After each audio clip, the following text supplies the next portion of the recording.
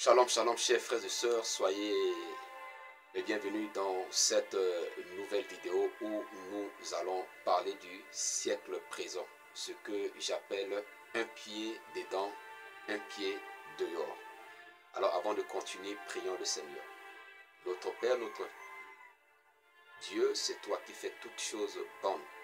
Merci pour cette occasion que tu nous donnes encore. Je prie que ton esprit nous éclaire ton peuple à travers cette vidéo et que toute la gloire te revienne.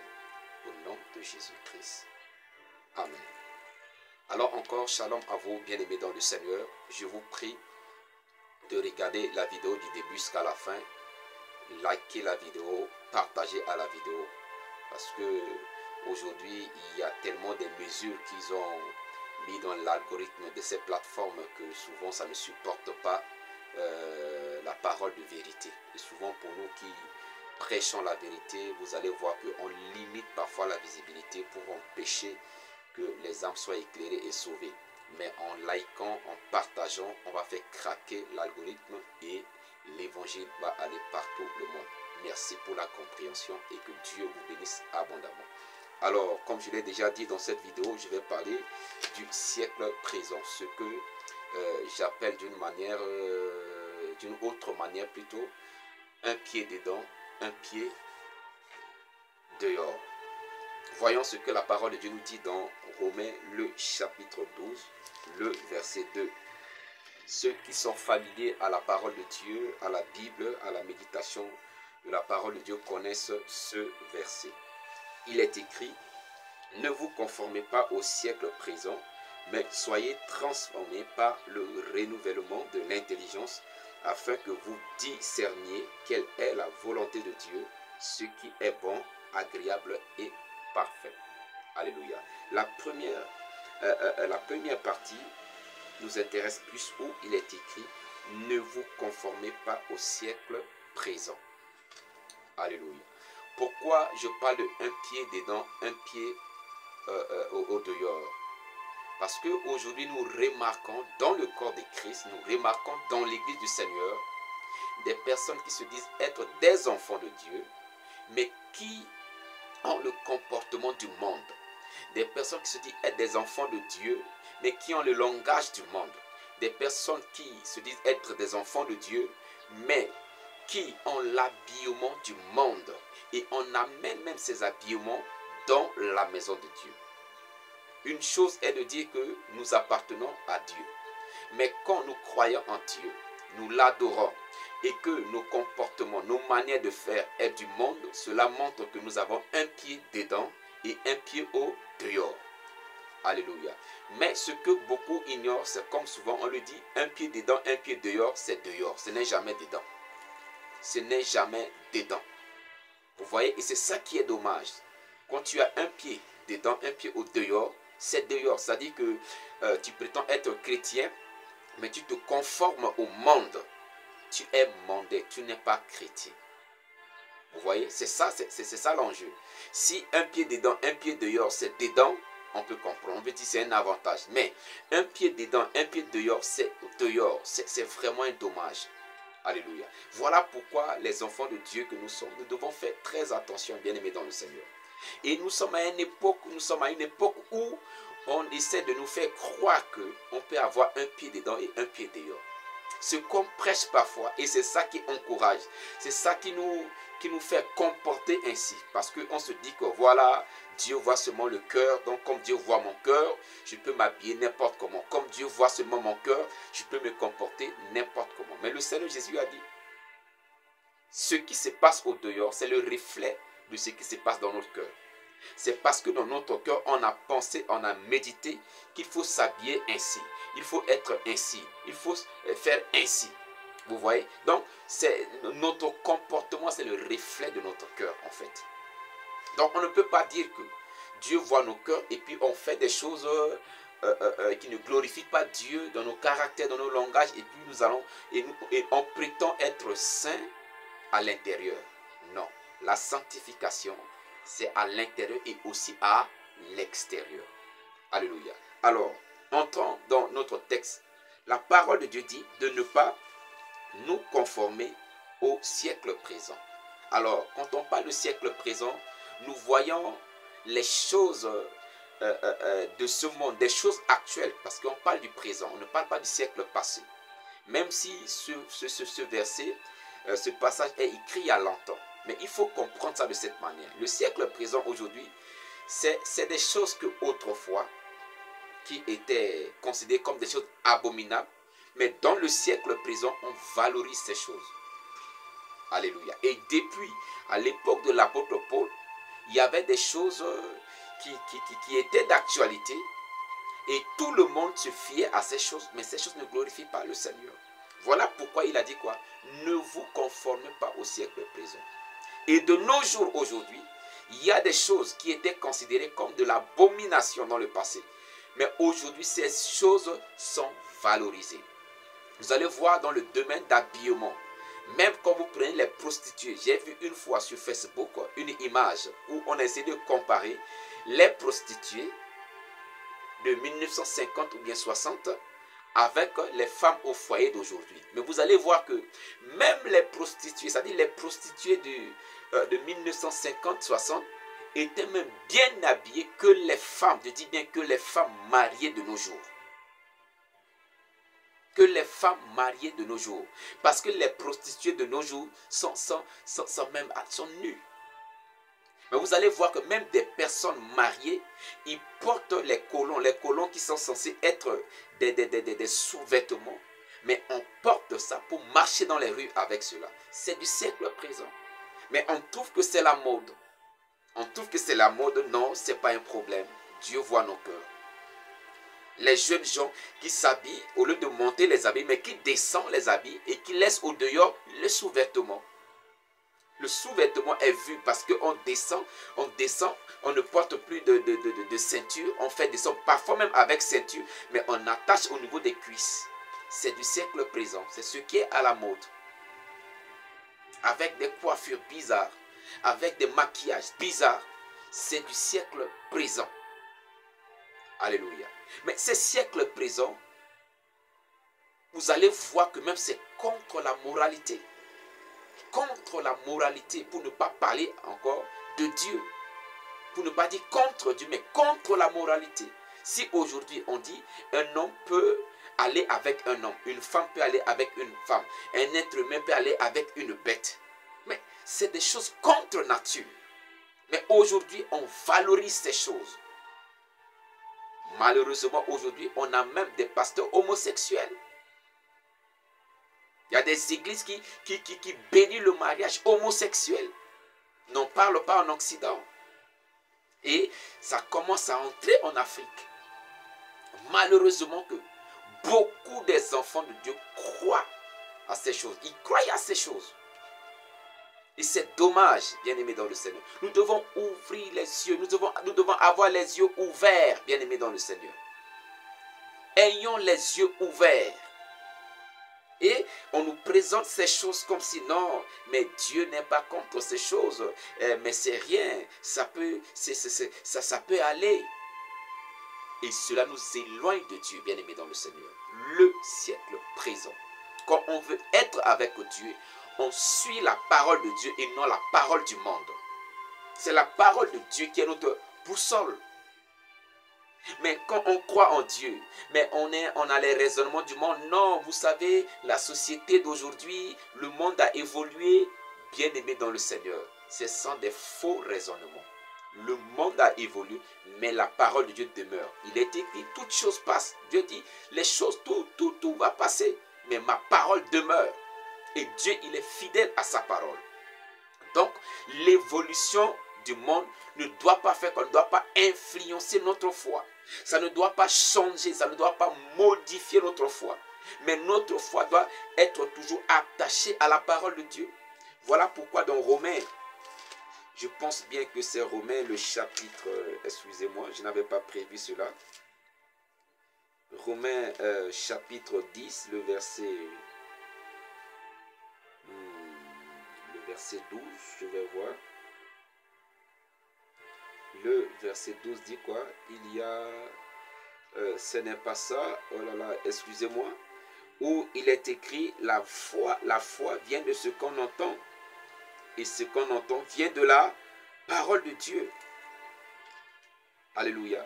La foi vient de ce qu'on entend.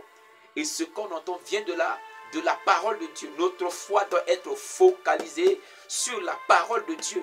Et non sur l'évolution de ce monde. Et non sur les principes de ce monde. Et non sur les statuts de ce monde. Bien-aimés dans le Seigneur. Nous devons faire attention. L'église du Seigneur, faisons attention. Chers bergers, faisons attention. Le siècle présent est en train de faire quoi? Est en train de détourner surtout la jeunesse chrétienne. La jeunesse chrétienne. La jeunesse chrétienne va à l'église, mais la jeunesse chrétienne est attachée à la musique mondaine.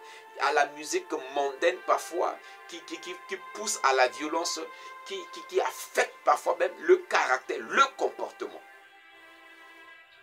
Nos attitudes. Et ce sont ces attitudes que nous commençons à faire quoi? À amener dans l'église. Faisons attention, bien-aimés dans le Seigneur. La parole de Dieu nous recommande à ne pas se conformer au siècle présent. Mais il faut que nous devons être transformés, mais par le renouvellement de notre intelligence. C'est quand l'intelligence n'est pas renouvelée, n'est pas transformée, on trouve qu'il n'y a pas de problème avec le siècle présent. Vous voyez? C'est parce qu'on n'est pas né de nouveau. Parce que quand on est affranchi, bien aimé dans le Seigneur, on a ce qu'on appelle le renouvellement de l'intelligence. Mais quand on n'est pas affranchi, l'intelligence n'est pas renouvelée, on voit ce qui est mauvais, on dit c'est bon. Ce qui est bon, on dit c'est mauvais. Voilà pourquoi les gens ne supportent pas aujourd'hui la sainte doctrine. Les gens ne supportent pas la vérité, même dans l'église. Les gens aiment les églises dans lesquelles on annonce la prospérité. Même si tu es dans le péché, tu seras prospère. Même si tu es dans la désobéissance, tu seras prospère. Et ils supportent ça, ils trouvent que c'est ça qui est la vérité. Mais là, on a dit fuyez le péché, fuyez l'impudicité, fuyez l'adultère, fuyez la fornication. Ils ne supportent pas ça. Et ils calomnient même les hommes de Dieu qui prêchent ça. Ils ne supportent pas les hommes de Dieu qui prêchent cela. Mais quand tu as l'intelligence renouvelée, tu prends plaisir à la vérité. Alléluia. Parce que l'intelligence est quoi? Est renouvelée, a suivi une transformation de la part du Saint-Esprit par la parole de la vérité. Alléluia. Autre chose que nous pouvons appeler le siècle présent, avant de passer à cette seconde chose, voyons ce que la parole de Dieu nous dit dans Jacques chapitre 4, le verset 4. Ici, nous ne prêchons pas pour plaire, mais nous prêchons à ceux qui se soucient du salut de leur âme. Alléluia. Jacques, le chapitre 4, le verset 4. Il est écrit: adultères que vous êtes, ne savez-vous pas que l'amour du monde est inimitié contre Dieu? Celui donc qui veut être ami du monde sera ennemi de Dieu. Vous voyez, chers frères et sœurs, chère jeunesse, vous voyez cela? Celui qui veut être ami du monde, l'habillement de ce monde, pratique de ce monde, non, c'est la nouveauté, non, c'est ce qui est à la mode. Ceux qui veulent être amis du monde, ils seront ennemis de Dieu. Vous voyez, bien aimés dans le Seigneur, nous ne devons pas être amis du monde. Nous devons être amis du Saint-Esprit. Nous devons être amis de Dieu en suivant sa parole. Nous devons nous habiller comme des enfants de Dieu, même si on trouve que c'est de la vieillerie, même si on trouve que c'est de l'ancienneté. Bien aimés dans le Seigneur, si cela nous rend agréable devant Dieu, soyons fiers de cela. Alléluia. Ne vous laissez pas séduire, parce qu'on se moque de vous, mais on a manqué de Christ. Les gens se sont moqués de Christ. Et qu'est-ce que le Seigneur Jésus a dit? Il dit, si on a pris le bois vert pour faire le feu, qu'en est-il du bois sec? Alléluia. On veut plaire au monde. On veut être ami du monde. On veut être ami de tout le monde. Et pour cela, on fait ce qui plaise aux hommes. Et cela, finalement, nous rend désagréables à Dieu. Cela nous éloigne finalement de Dieu. Et nous voyons aujourd'hui, la seconde chose dont je vais parler tout à l'heure, nous voyons aujourd'hui dans l'église du Seigneur Jésus-Christ, oh c'est dommage, le siècle présent. Le siècle présent, c'est quoi? Nous voyons des nouveautés dans l'église de Dieu aujourd'hui et on essaie de nous faire croire que c'est la vérité. Aujourd'hui, la cabale juive a gagné l'église du Seigneur Jésus-Christ. Si tu es pasteur, si tu n'as pas des toges, c'est que tu n'es pas un grand pasteur. Si tu n'as pas une croix, si tu n'as pas des écharpes, si tu n'as pas des écharpes avec le drapeau d'Israël, c'est quoi ces choses? Bien-aimés dans le Seigneur, ouvrez les yeux. Ouvrez les yeux. Et beaucoup de pasteurs, malheureusement, sont en train de tomber dans ce piège. Il faut porter l'écharpe avec les drapeaux israéliens. Et puis voilà, c'est de la cabale juive. Il faut porter ce qu'on appelle aujourd'hui le kippa, les talites. Mais c'est quoi ces choses? Est-ce que les apôtres ont prêché ces choses? Est-ce que les apôtres ont porté ces choses?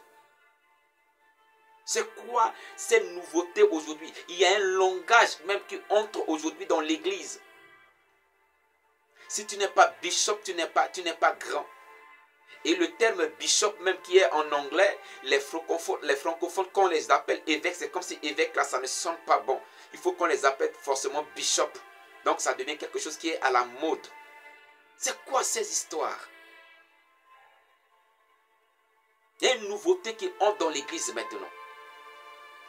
Et malheureusement, beaucoup sont en train de tomber dans le piège. Voyons ce que l'apôtre Paul nous a prévenu. Galates chapitre 1, le verset 6 au verset 9. Lisez la parole de Dieu bien-aimé dans le Seigneur.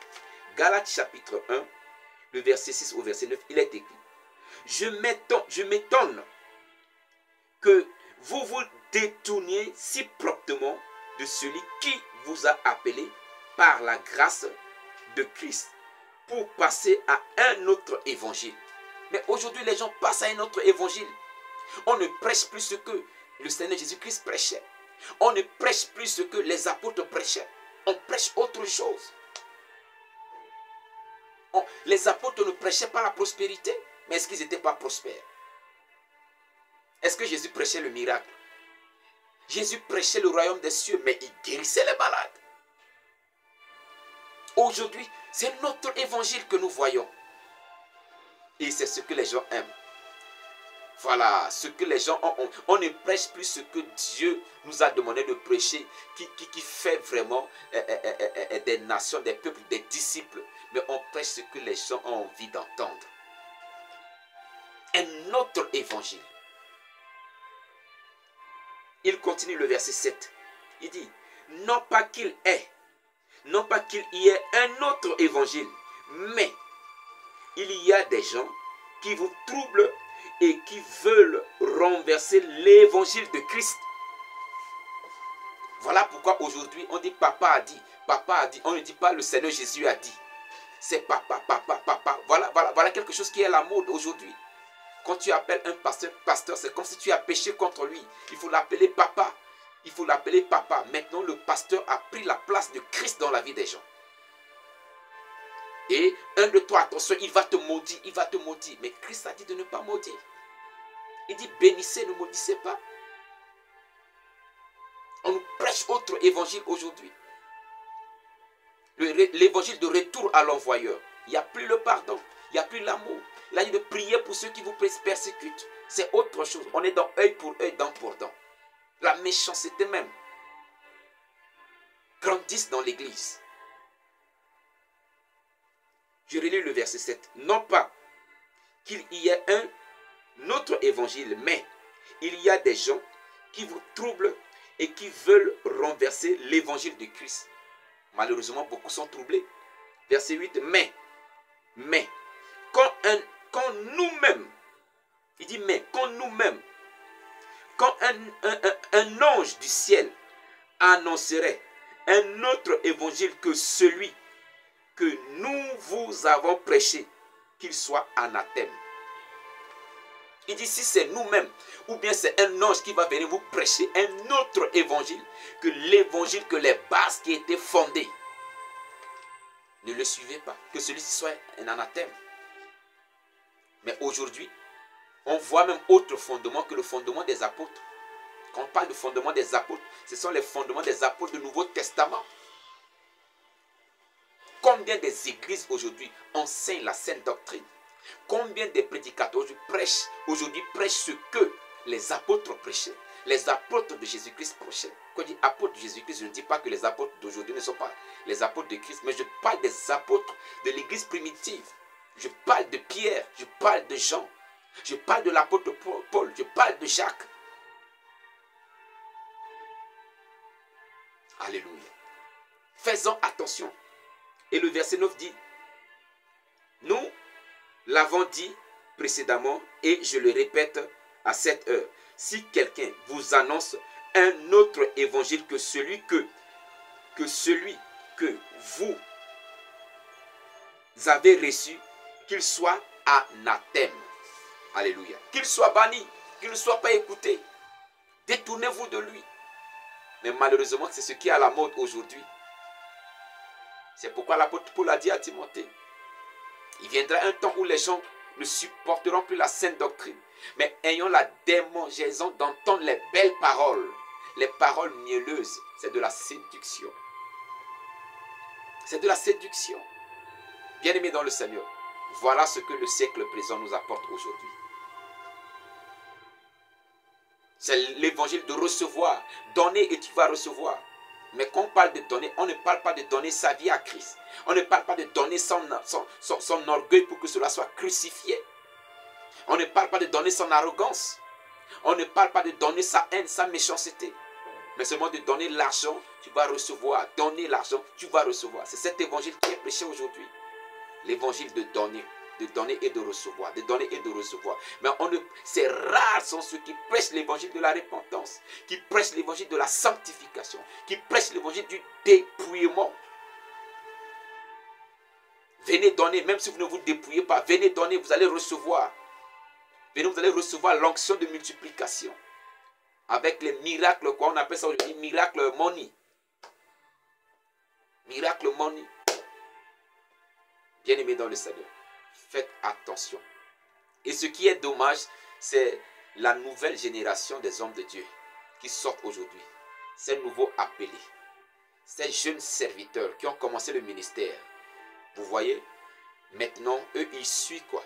Ils suivent ce qui se passe aujourd'hui. Parce que aujourd'hui, les soi-disant grands sont en train de faire de mauvaises choses. Eux aussi sont en train de copier ça. Parce que c'est le siècle présent. Ils sont en train de copier. Ils sont en train de copier. On cherche l'impactation. Voilà, un nouveau langage qu'on entend aujourd'hui. L'impactation. Il faut bien pour que je t'impacte. Tu as besoin d'être impacté. Donc si ton ministère ne prospère pas, va voir ce grand serviteur. Il va t'impacter. Tu vas aller, ton ministère va prospérer. Est-ce qu'il s'agit de votre ministère? Celui qui vous a appelé, il est où? Celui qui nous a appelé, il est où? Quand il nous a appelés, il ne nous a pas équipés. Il vous appelle et il vous laisse. Votre intelligence a besoin d'être transformée. Et votre intelligence ne sera pas transformée si vous vous conformez au siècle présent. Pour que votre intelligence soit transformée, méditez la parole de Dieu. Le Saint, et par la prière, le Saint-Esprit va vous aider. Alléluia. Aujourd'hui, histoire d'hôtel. Oui, viens s'aimer sur l'hôtel.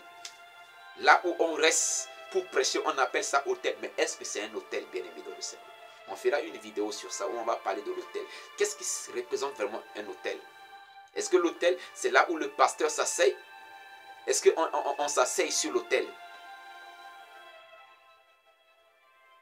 Alléluia. Il faut venir sceller. Voilà, il faut sceller. Sceller parce qu'il a relâché les déclarations. Il faut sceller ça. Il faut sceller ça par des offrandes. Comme si quand Jésus prêchait, les gens scellaient. Les gens scellaient. Comme les apôtres Paul prêchaient, comme Pierre prêchait, les gens scellaient.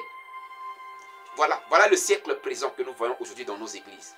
Bien-aimés, ouvrez vos yeux. Nous sommes au temps de la fin. Le Seigneur Jésus-Christ et les apôtres ont prédit qui vont avoir des faux docteurs, des faux enseignants qui vont venir avec de nouvelles doctrines, avec de nouveaux langages. Le siècle présent, faisons attention. Focalisons-nous à la parole de Dieu. Focalisons-nous sur la parole de Dieu. La parole de Dieu ne change pas. La parole de Dieu ne change pas. Alors, bien aimé dans le Seigneur, si vous n'êtes pas encore abonné à notre page, abonnez-vous à notre page pour ne pas manquer nos vidéos qui vont vous faire du bien.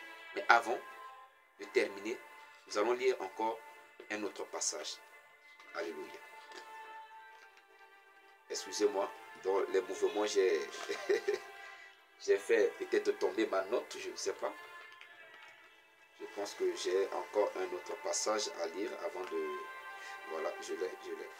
Merci Seigneur. Merci. Nous allons lire 1 Pierre chapitre 2 avant de terminer.